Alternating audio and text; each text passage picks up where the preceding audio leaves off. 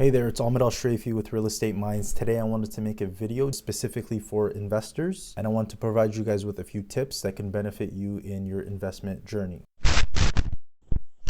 So before you dive into real estate investing, you want to figure out what your why is, what your purpose is, what's your reason behind getting into real estate. Are you looking for financial freedom? Are you looking for passive income? Are you looking to generate long-term wealth or have a retirement plan in the future? You have to understand this is not a get-rich-quick scheme. It's about playing the long game and doing it consistently. It's not an easy industry to get into, and it's definitely not an easy industry to succeed in. There will be a lot of growing pains and a lot of mistakes made along the way.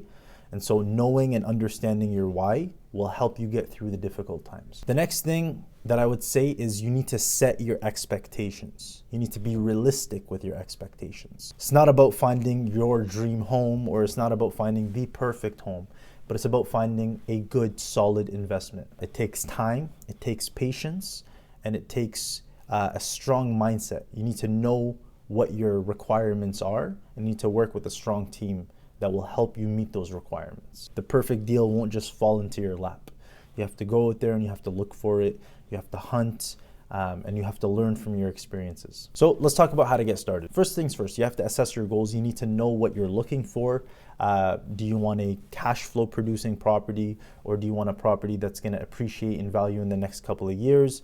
What sort of strategy are you looking to implement, and where can you find that property that's going to allow you to implement that strategy successfully? Another thing to keep in mind is down payments. So for a residential property, most lenders will require that you put 20 to 25% as your down payment. You also need to get familiar with the terminology that's commonly used in the real estate industry. So if you're an investor, you have to start speaking like an investor, and you have to start thinking like an investor. So this means you have to understand the investor language. You need to know terms like NOI, you need to understand terms like cap rate, and not only do you need to understand what the terms mean, but you also need to understand how to come up with these calculations and how to do these calculations yourself. So we did talk about a lender requirement on the residential side, but now let's explain the difference between residential and commercial real estate. Commercial and residential properties have different qualification processes as far as acquiring finances for them. A residential investment is a home with 4 or less residential units. Now, the financing aspect between the two is very different. Commercial loans, they look more so towards the income that the property itself produces, whereas residential, they would look at your personal income. Although if we are looking at a rental unit, we can factor in a portion of the rental income that is being generated, whether it's on that property, which is known as the subject property, or if you have a portfolio of rental properties, then we could use income from those other rental properties to factor in, with your application. Appreciation and cash flow. These are two different mechanisms that will lead to your success in real estate. If you're able to capitalize on the appreciation of a specific property, or if you're able to capitalize on the cash flow that is being generated on a specific property, then obviously you can become very successful in real estate. If you look at markets like New York, or if you look at markets like Toronto, there isn't much cash flow that's happening in those markets. And the reason being is, in order for you to cash flow, you have to put a substantial amount of money as a down payment. Markets like that focus more so on appreciation. So they bank on, I buy this property for this amount. I'm hoping that in the next couple of years, it will appreciate enough in value that it will justify, or that it will make it a good investment. So there is the appreciation, there is the cash flow. A lot of people try to, do both.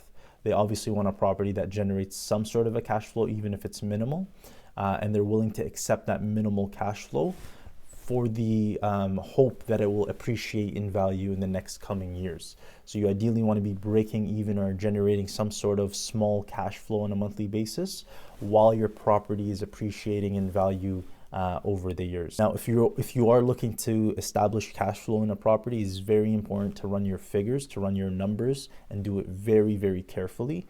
You want to make sure that you're, running all the calculations, factoring in as much expenses as you possibly can.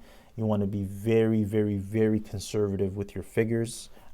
When it comes to the income that can potentially be generated. You want to overcompensate when it comes to the expenses. This is the safest way to ensure that your property will produce cash flow, because if you are running the figures based off of the worst case scenarios, which is minimal rents and maximum expenses. And if the numbers still work in those scenarios, then you're in a good position. So I will end off with saying that being prepared is absolutely crucial. Part of being prepared is having the right team alongside of you, being able to go to them and ask them for advice and essentially take note from their expertise. It's very important to have a strong team with you.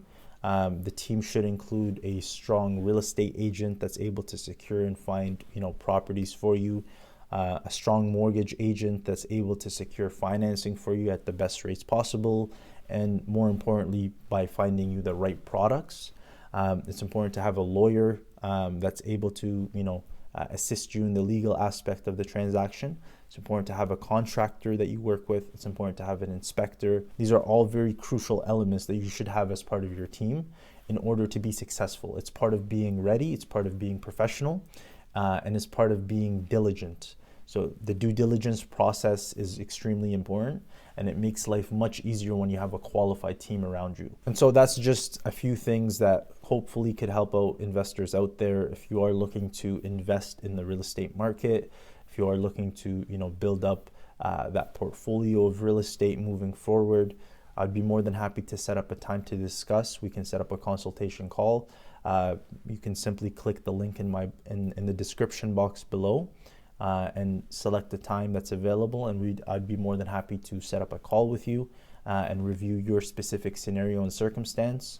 And I'd be more than happy to put together a plan for you that you can potentially benefit from for your real estate endeavors moving forward. Thank you so much for watching. Don't forget to subscribe, like, share, and for more content like this, turn the notification bell on so that you can be alerted when our next video is posted.